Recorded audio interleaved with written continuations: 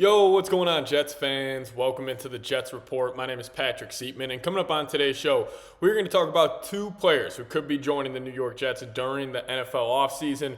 One in free agency, that being quarterback Justin Fields, as ESPN's Jeremy Fowler actually said Justin Fields is a sleeper option for the New York Jets at the QB1 spot next season. Then also, Mina Kimes chimed in on the Jets drafting Tyler Warren, Penn State tight end. So I want to get you guys, first off, their thoughts and then also my thoughts coming up on today's show. But before we do so, I just want to say thank you guys so much. We actually just crossed over 3,000 subscribers here on the channel. So all credit to you guys. Wouldn't be able to do this without you. And if you guys haven't already, please go down there, hit that subscribe button. It really does go a longer way than you guys think.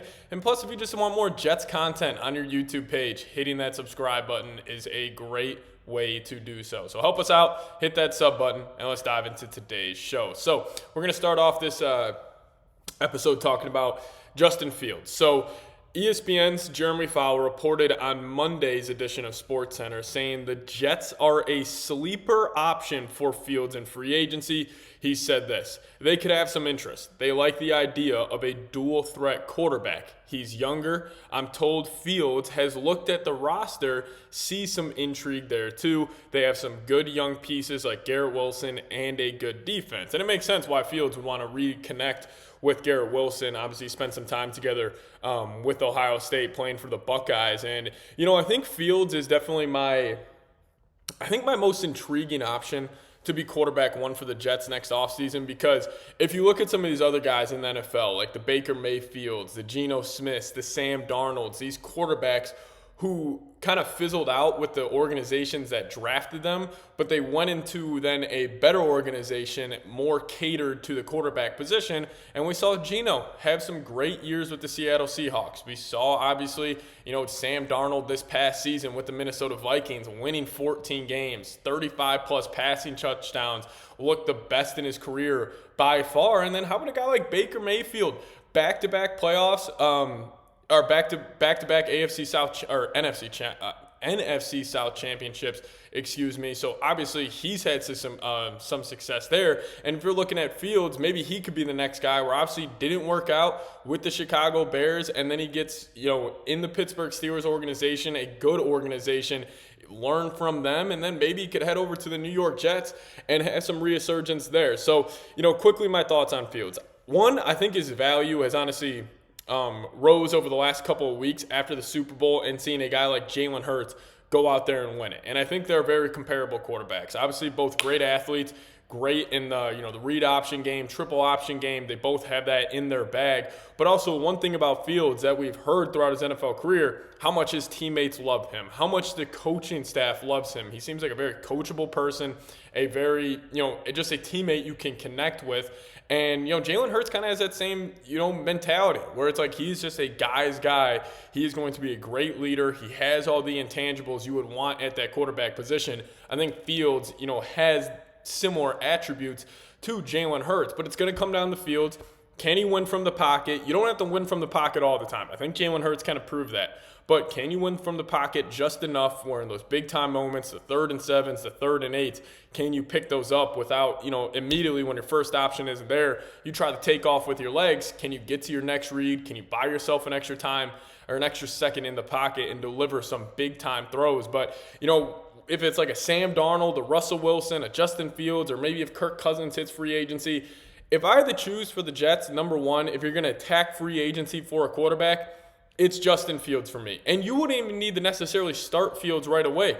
You could bring him in, have him and Tyrod battle it out for QB1, and then let's just say, hey, we're going to roll out with the veteran for the first couple of months of the season. Then you could play Fields on the back half of the year if that doesn't end up working out. But I got a lot of interest in the Jets signing Justin Fields, especially if you're, one, not going to trade up for a quarterback. Don't love any of the quarterbacks you could draft in day 2 or day 3. Fields is a great option. He's still a young guy, and, let's just play this hypothetical. Best case scenario with Justin Fields heading to the New York Jets. They sign him. He starts week 1. Let's just say the Jets go 11-6, and Fields has an unbelievable season. It's like, oh, we might have something here. Then you can just extend him and then potentially have that be your franchise quarterback. So for a 1 year, $10, $12 million deal, I think it's a low risk, high reward situation for the Jets, so I would be all in. But you guys let me know. Would you sign Justin Fields in free agency? Give me a Y for yes or an N for no. All right, so Mina Kimes was talking on ESPN the other day, and she said she thinks Tyler Warren is an ideal option for Aaron Glenn's New York Jets. And Mina, I totally agree with you. And if the Jets aren't going to trade up for a quarterback, my number one draft target by far for New York is Tyler Warren. And for two reasons. One, we can start off with the prospect Tyler Warren is. I think he's legit. I think he's going to step into the league and be a top 5 tight end from day one. I am that high on this kid from Penn State. He reminds me of like a combination of George Kittle and Rob Gronkowski, where if he gets the ball in the open field and you're a secondary player, a DB or a safety trying to tackle him, good effing luck, because he will run over you. But also, if you're a linebacker trying to catch up to him, good luck catching up to him, because this guy has top-end speed. And also, I've been looking at a lot of his clips in the run blocking game and in pass protection sets where he is designated to be just a blocking tight end. This guy takes it seriously. Now, yes, he was beat a couple of times last year, but he also had some great reps against Caleb Downs when he was pulling in a running concept, and he just put him on his behind there. So I think he has the tenacity. I think he has kind of the right mindset to be a tight end.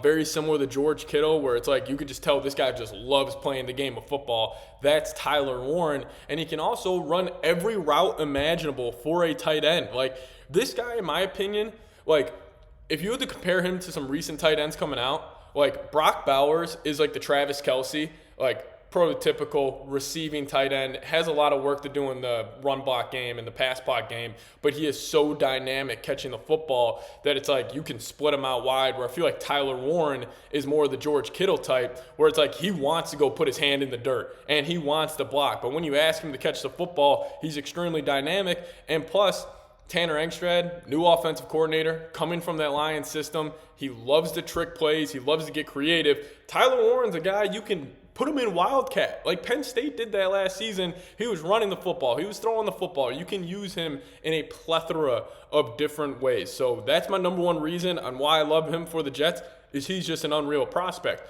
But number two, this is a perfect fit for the Jets and how their roster's constructed right now, because I think obviously this is a new day and age. We're kind of getting this youth movement and this kind of rebuild, reset here with the Jets.